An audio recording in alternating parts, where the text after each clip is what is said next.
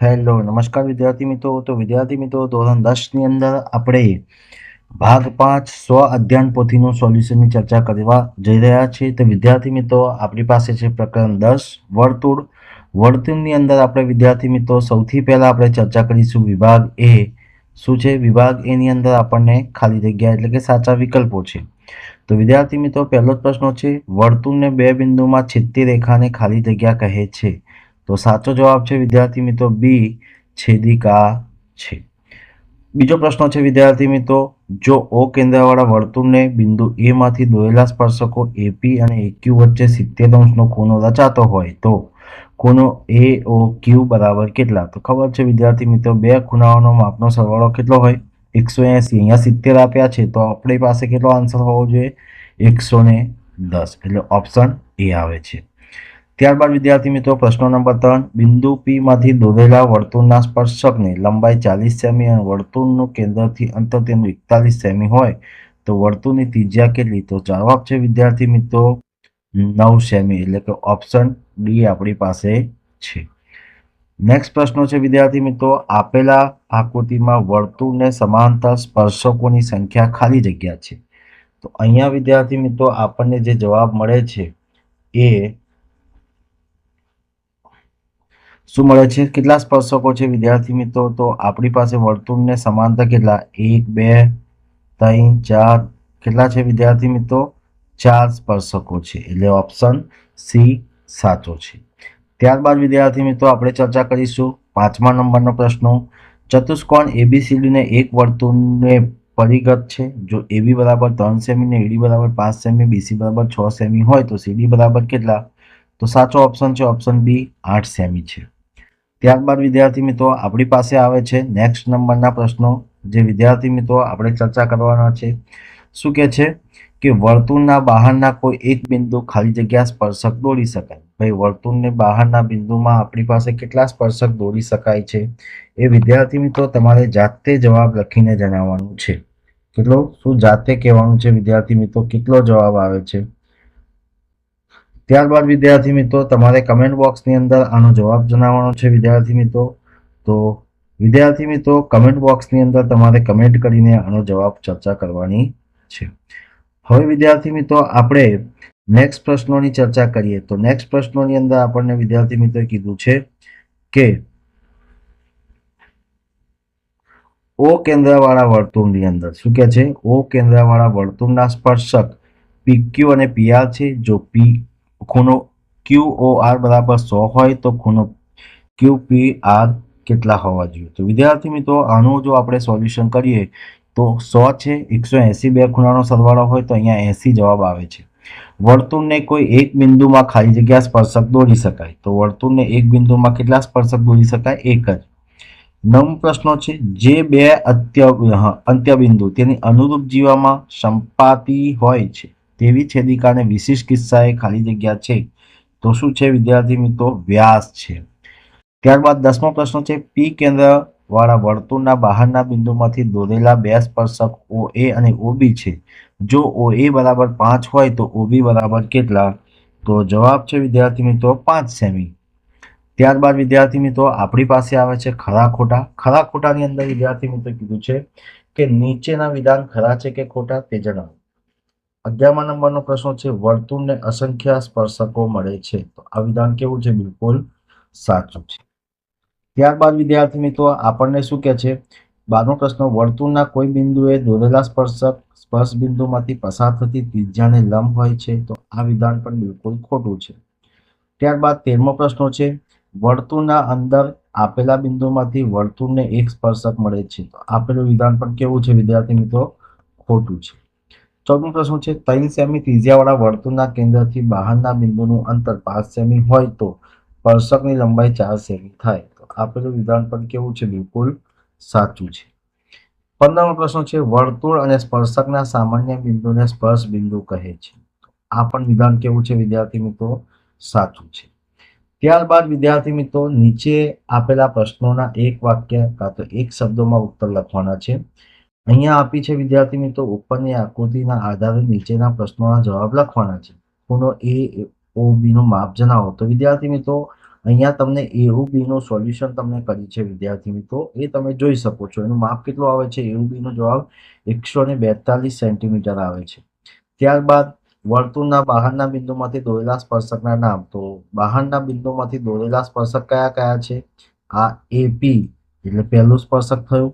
ત્યારબાદ પીબી આ બીજું સ્પર્શક થયું. તો આપણી પાસે અહીંયા બે સ્પર્શકો જોવા મળે છે. ત્યારબાદ ત્રીજો પ્રશ્ન, ખૂણો પીઓબી નું માપ જણાવો. તો અહીંયા પીઓબી નું માપ પણ વિદ્યાર્થી મિત્રો અહીંયા આપણે સોલ્યુશન કરેલું છે, જેનો જવાબ 71° આવે છે, એ પણ અહીંયા જણાવેલું છે.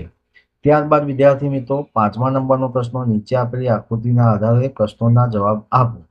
સમાંતર સ્પર્શકના નામ. તો બે સ્પર્શક છે એબી અને સીડી, ચોખ્ખું જ દેખાય છે અહીંયા એબી અને આ સીડી. ત્યારબાદ વિદ્યાર્થી મિત્રો વર્તુળની ત્રિજ્યાનું માપ જણાવો. તો વિદ્યાર્થી મિત્રો અહીંયા આગળ આપણે ગણતરી સાથે વર્તુળની ત્રિજ્યાનો ગણતરી આપણે કરી છે, જે ત્રિકોણ ઓ ક્યુડીમાં માપખૂણો ક્યુ બરાબર 90 છે. પાયથાગોરસનો પ્રમેયનો ઉપયોગ કર્યો છે. 10નો વર્ગ અને 8નો વર્ગ કર્યો. 10નો વર્ગ 100 અને 8નો વર્ગ 64. 100માંથી 64 માઇનસ કર્યા તો 36 જવાબ આવ્યા. હવે આર બરાબર આપણને કેટલા મળે છે? 6 મળે છે, જે આપણને ખબર છે. ત્યારબાદ વિદ્યાર્થી મિત્રો આપણી પાસે 21મા નંબરનો પ્રશ્ન આવે છે. વર્તુળના કેન્દ્રથી 13 સેમી અંતરે આવેલા બિંદુ એ થી દોરેલા સ્પર્શક લંબાઈ 12 સેમી હોય તો વર્તુળની ત્રિજ્યા દોરવાના છે. આપણે પી કેન્દ્રવાળા વર્તુળ વિદ્યાર્થી મિત્રો અહીંયા દોરવાનું રહી ગયું છે. પી કેન્દ્રવાળા વર્તુળનું સ્પર્શક છે અને બી સ્પર્શ બિંદુ છે. અહીંયા આપણને ગણતરી કરી છે. આથી એપી પીએ બરાબર 13 સેમી અને એબી બરાબર 12 સેમી છે. ત્રિકોણ બને પીબીએ માં ખૂણો બી બરાબર 90°. પાયથાગોરસનો પ્રમેયનો ઉપયોગ કરીને વિદ્યાર્થી મિત્રો અહીંયા આપણે સોલ્યુશન કર્યું છે. તો વિદ્યાર્થી મિત્રો સોલ્યુશન કર્યું તો આપણને પીબી બરાબર 5 જવાબ મળ્યા છે, જે આપણે વર્તુળની ત્રિજ્યા કહીએ છીએ. ત્યારબાદ વિદ્યાર્થી મિત્રો 22મો પ્રશ્ન છે. 22મા પ્રશ્નમાં શું કીધું છે? ચતુષ્કોણ PQRS એક વર્તુળની પરિઘટ છે. જો PQ બરાબર 11 સેમી, QR બરાબર 10 સેમી અને RS બરાબર 13 સેમી હોય તો PS શોધો. તો વિદ્યાર્થી મિત્રો અહીંયા આકૃતિ જણાવી છે. આકૃતિમાં જણાવ્યા પ્રમાણે આપણે ગણતરી કરીએ. અહીંયા આપેલા વર્તુળ ચતુષ્કોણ છે, PQRS છે, પરિઘટ છે. PQ બરાબર 11 સેમી, QR બરાબર 10 સેમી અને RS બરાબર 13 સેમી. હવે આપણે વિદ્યાર્થી મિત્રો અહીંયા શું કીધું છે? PQ વત્તા RS. આ PQ વત્તા આપણને શું કીધું છે? RS. આ બે સાઈડ બાજુઓ બરાબર, આ PS અને QR બે સાઈડો.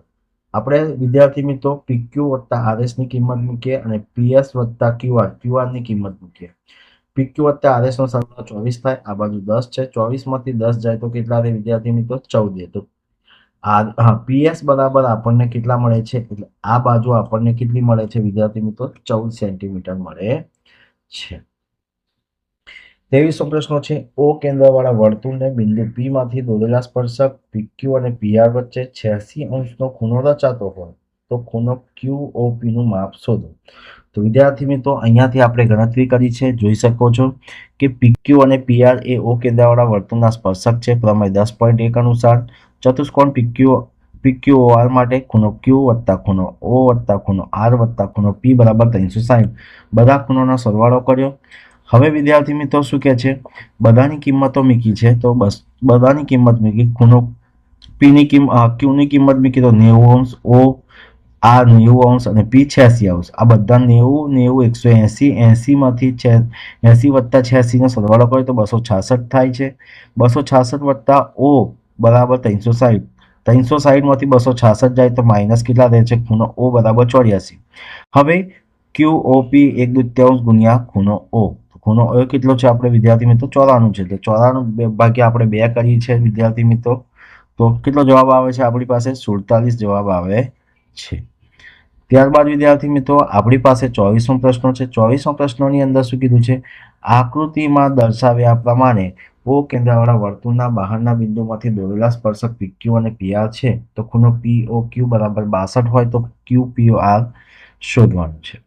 હવે વિદ્યાર્થી મિત્રો આકૃતિમાં PQ અને PR સ્પર્શક છે. જો માટે ખૂણો Q બરાબર ખૂણો R બરાબર 90. હવે ત્રિકોણ PQO માટે ખૂણો P વત્તા ખૂણો Q વત્તા ખૂણો O બરાબર 180 થાય. બધાની કિંમત મૂકીએ અને સરવાળો કરીએ તો વિદ્યાર્થી મિત્રો 152 થાય છે. 180માંથી 152 બાદ કરીએ તો ખૂણો P બરાબર આપણને 28 મળે છે, તે તમે જોઈ શકો છો. ત્યારબાદ ખૂણો ત્રિકોણ PRO માટે અહીંયા ગણતરી કરી છે. પી વત્તા આર વત્તા ઓ બરાબર 180, ત્રણેય ખૂણાનો સરવાળો થાય છે. ઓની કિંમત આપણને આપી નથી, પી અને આરની કિંમત આપી છે જે અહીંયા આપણે મૂકી છે. બંનેનો સરવાળો કરીએ, 28 વત્તા 90 118 થશે અને 180 બરાબર 180. તો 180 માંથી 118 જાય તો વિદ્યાર્થી મિત્રો કેટલા રહેશે? 62 આપણને જવાબ મળે છે. હવે આકૃતિમાં દર્શાવ્યા પ્રમાણે ઓપી દ્વિભાજક છે. જો ખૂણો ઓપીઆર બરાબર ખૂણો ઓક્યુપીઓ વત્તા ખૂણો ઓપીઆર બરાબર હોય તો 28 વત્તા 28 એટલે ઓક્યુપીઓ વત્તા ઓપીઆર બરાબર 28 વત્તા 28 એટલે 56 આપણને જવાબ મળે છે. ત્યારબાદ વિદ્યાર્થી મિત્રો આપણી પાસે આવે છે વિભાગ સી. વિભાગ સી ની અંદર આપણને કીધું છે વર્તુળના બહારના બિંદુમાંથી દોરેલા સ્પર્શકની લંબાઈ સમાન હોય છે તેમ આપણે સાબિત કરવાનું છે. અહીંયા વિદ્યાર્થી મિત્રો સાબિતી માટે આપણે અહીંયા આગળ આપેલું છે પક્ષ બિંદુ પી એ ઓ કેન્દ્રવાળા વર્તુળની બહારના ભાગમાં આવેલા બિંદુ છે. પી માંથી વર્તુળને દોરેલા સ્પર્શકો છે. વર્તુળને ક્યુ અને આર માં સ્પર્શે છે. સાધ્ય છે તો પીક્યુ બરાબર પીઆર, પીક્યુ બરાબર પીઆર, પીક્યુ બરાબર આ પીઆર.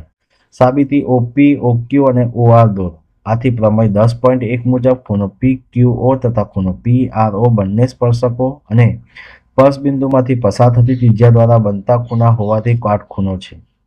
ખૂણો ઓક્યુપી અને ઓઆરપી માં ઓક્યુ બરાબર ઓઆર એક જ વર્તુળની ત્રિજ્યાઓ છે. ઓપી બરાબર ઓપી બરાબર એક જ રેખાખંડ છે. તો આપણે ઓપી બરાબર ઓપી એક જ રેખાખંડ છે માટે ખૂણો પીક્યુઓ બરાબર ખૂણો પીઆરઓ બંને કાટખૂણા છે. એટલે આ પીઆરઓ અને પીક્યુઆર આ બંને ખૂણા કાટખૂણા પર છે. એકરૂપતાની શરત અનુસાર કાકાબા શરતનો કાટખૂણો કાકાબા શરત અનુસાર શરત મુજબ ત્રિકોણ ઓક્યુપી એકરૂપ ત્રિકોણ ઓઆરપી માટે પીક્યુ બરાબર પીઆર આપણને મળે છે. એવી રીતે વિદ્યાર્થી મિત્રો 26મો પ્રશ્ન છે જે તમારે આ પણ પ્રમેય છે વર્તુળને કોઈ બિંદુએ દોરેલા સ્પર્શકમાંથી સ્પર્શ બિંદુમાંથી પસાર થતી ત્રિજ્યાને લંબ હોય છે તે આપણે સાબિત કરવાનું છે. પક્ષ છે, સાધ્ય અને સાબિતી. વિદ્યાર્થી મિત્રો તમને સ્ક્રીન ઉપર આપેલી છે પક્ષ, સાધ્ય અને સાબિતી. તમે જોઈ શકો છો અને એનું સ્ક્રીનશોટ લઈને પણ વિદ્યાર્થી મિત્રો તમે લખી શકો છો. ત્યારબાદ વિદ્યાર્થી મિત્રો 27મો પ્રશ્ન આવે છે. 27મા પ્રશ્નની અંદર શું કીધું છે? બે સમકેન્દ્રીય વર્તુળની ત્રિજ્યાઓ 25 સેમી અને 24 સેમી મોટા વર્તુળની જીવા નાના વર્તુળની સ્પર્શે છે તો જીવાની લંબાઈ શોધો. અહીંયા વર્તુળ વિદ્યાર્થી મિત્રો જણાઈ દોરી દીધી છે. પી કેન્દ્રવાળા સમકેન્દ્ર વર્તુળ છે. મોટા વર્તુળ પીબી છે, નાનો વર્તુળ પીએમ છે, એ 24 છે. હવે ત્રિકોણ પીએમબી માં માપખૂણો એમ બરાબર 90 થાય તો પીએમ લંબ એબી થશે. પાયથાગોરસનો પ્રમેયનો ઉપયોગ કરીએ છીએ વિદ્યાર્થી મિત્રો અને બાજુઓ મૂકીએ છીએ તો આપણને અહીંયા વિદ્યાર્થી મિત્રો જવાબ મળી જાય છે જે તમે સ્ક્રીન ઉપર જોઈ શકો છો વિદ્યાર્થી મિત્રો. ત્યારબાદ વિદ્યાર્થી મિત્રો ચતુષ્કોણ પીક્યુઆરએસ એક વર્તુળ પરિગત છે. સાબિત કરો કે પીક્યુ વત્તા એસઆર બરાબર પીએસ વત્તા ક્યુઆર. વિદ્યાર્થી મિત્રો આ પ્રશ્ન 2 વખત બોર્ડમાં પૂછાયો છે, માર્ચ 20 અને ઓગસ્ટમાં. તો અહીંયા વિદ્યાર્થી મિત્રો તમને સોલ્યુશન સ્ક્રીન ઉપર આપેલી છે જે તમે જોઈ શકો છો અને લખી શકો છો. ત્યારબાદ લાસ્ટ પ્રશ્ન છે 29મો. આકૃતિના આધારે પીક્યુ વત્તા પીઆરનું માપ શોધો. તો વિદ્યાર્થી મિત્રો આકૃતિના આધારે અહીંયા સ્ક્રીન ઉપર તમને ગણતરી કરીને બતાવી છે.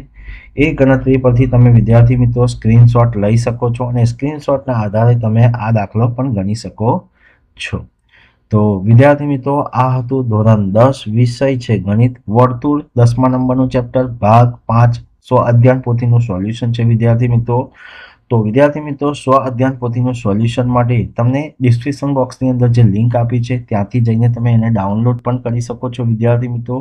ખૂબ જ અગત્યની સ્વ અધ્યયન પોથી છે જે ખાલી જગ્યા, ખરા ખોટા વિકલ્પો અને દાખલા છે બોર્ડમાં પૂછાયેલા છે અને બોર્ડમાં પૂછાઈ શકે એવા વિકલ્પો પણ વિદ્યાર્થી મિત્રો આની અંદર આપેલા છે. તો વિદ્યાર્થી મિત્રો તમારે સ્વ અધ્યયન પોથીનું સમજી વિચારીને સોલ્યુશન કરીને તૈયાર કરવાનું છે જેથી બોર્ડમાં તમારે ઉપયોગી થઈ શકે છે. તો વિદ્યાર્થી મિત્રો આ વિડીયો તમને ગમ્યો હોય તો લાઈક કરજો, શેર કરજો અને કમેન્ટ કરજો અને જો તમે ચેનલને સબસ્ક્રાઇબ ના કરી હોય તો સબસ્ક્રાઇબ કરવાનું પણ ભૂલતા નહીં.